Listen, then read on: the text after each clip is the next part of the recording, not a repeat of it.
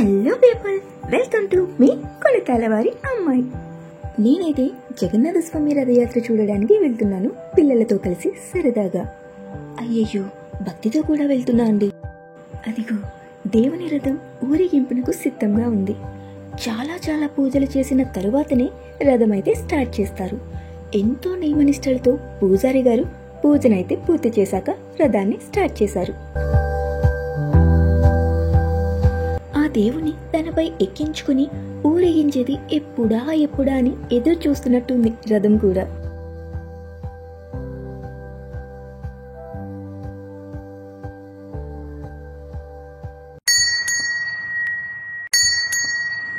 ఇక్కడ సిటీలో లాగా దేవుని రథం అలా మెయిన్ రోడ్ నుంచి అయితే వెళ్ళిపోదు, ఊర్లోకి వచ్చే వెళ్తుంది. మేమైతే వీధిలో అందరం కలిసే వెళ్తాం. కాకపోతే మా వాళ్ళంతా ముందుగా వెళ్ళిపోయారు. నేను కొంచెం లేట్ అయ్యా అన్నమాట. వీడియో తీసుకుంటూ ఉండిపోయా. జగన్నాథ స్వామి రథయాత్ర అంటే మామూలుగా ఉండదు కదా, ఇక హడావిడి షురు. చూస్తున్నారుగా, జనమంతా దేవుని రథయాత్ర చూడడం కోసం ఎంతలా వెయిట్ చేస్తున్నారు, ఎంతమంది వెయిట్ చేస్తున్నారు. రథయాత్రలో చాలా సాంస్కృతిక కార్యక్రమాలు కూడా పెడతారు. ఇంతమంది జనంలో మా వాళ్ళు ఎక్కడున్నారో వెతుక్కోవాలి. అదిగో చూడండి, దేవుని రథం అయితే వస్తుంది. ఎంత ఆనందంగా తీసుకొస్తున్నారు రథాన్ని. జగన్నాథుడి రథయాత్ర అంటే ఉత్తరాంధ్రలో చాలా స్పెషల్. ఈ రోజు ఆయన వాళ్ళ అత్తారింటికి వెళ్తారంట. మార్నింగ్ మా ఊరు జగన్నాథుడి గుడి నుంచి, అంటే ఆయన ఇంటి నుంచి స్టార్ట్ అయ్యి మా ఏరియాకి వచ్చేసరికి ఈవినింగ్ 5 o'clock అయింది. ఇక ఆయన తన అత్తారింట్లో 9 రోజులు ఉంటారట. ఆయనకి అక్కడికి వెళ్ళడం ఇష్టం ఉండదట. అందుకే ఈ 9 రోజులు ఆయన జ్వరంతోనే బాధపడుతూ ఉంటారట. అయినా మన జనం ఆయనని రెస్ట్ అయితే తీసుకునేవారు. అప్పుడు కూడా దర్శనానికి వెళ్తూనే ఉంటారు. ఎక్కడైనా అల్లుడి ఇంటికి వచ్చాడంటే సకల మర్యాదలు చేస్తారు కదా. కానీ ఈయనకి మర్యాదలతో పాటు చాలా సేవలు, ఉపచారాలు చేస్తూనే ఉంటారు. ఈ 9 రోజులు 9 అవతారాలలో ఆయనను పూజిస్తారు. ఈయనతో పాటు ఈయన అన్నయ్య అయిన బలరాముడు, చెల్లెలైన సుభద్రాదేవి కూడా వెళ్తారు. ఈ ముగ్గురిని కలిసి రథం పైన ఊరేగిస్తారు. ఊరిలో అయితే ముగ్గురికి వేర్వేరు రథాలుంటాయి. జగన్నాథుడు తన చెల్లెలితోని, అన్నయ్యతోని ఎందుకు అత్తారింటికి వెళ్తాడు అనేది చాలా పెద్ద స్టోరీ ఉందండి.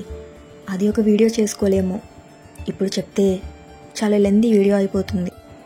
ఇక అందరం దేవుని దర్శించుకొని పూలు పళ్ళు దేవునికి సమర్పించి రథచక్రాలకు కొబ్బరికాయలు కొడుతూ ఉంటారు.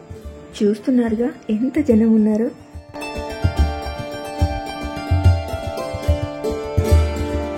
మీరు కూడా దేవుని హారతి అందుకోండి. ఇక మా ఏరియా నుంచి రథం అయితే బయలుదేరుతుంది.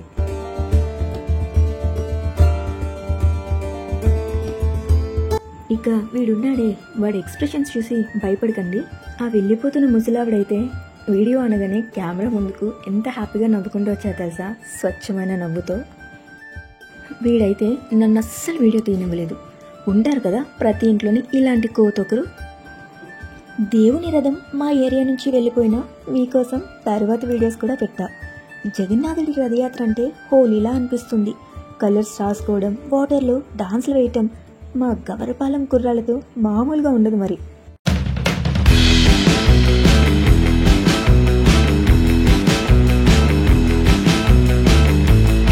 ఇది పార్క్ సెంటర్ ఏరియా. అనకాపల్లిలో పార్క్ సెంటర్ తెలియని వాళ్ళు ఉండరు. డైలీ మార్నింగ్ అయిందంటే అటు కాలేజ్ స్టూడెంట్స్, స్కూల్ స్టూడెంట్స్, పని చేసుకునే వాళ్ళు అందరూ గ్యాదర్ అయ్యేది ఇక్కడే. జనాలు కాదు జనసంద్రం అన్నట్టు ఉంది కదా. ఎంత కోలాహలంగా ఉందో చూడండి. దేవుని రథం ఊరంతా ఊరేగిస్తూ అందరికీ ఆ దేవుని దర్శన భాగ్యాన్ని అయితే ఇస్తారు. ఈ పండగలో మా గవరపాలెం కుర్రాల హడావిడి మామూలుగా ఉండదు. డాన్స్లు, అరుపులతో మోత మోగిపోతుంది. మరి ఆ అరుపులు విన్నామంటే మన చెవిలో ఉన్న తుప్పు ఎగిరిపోతుంది.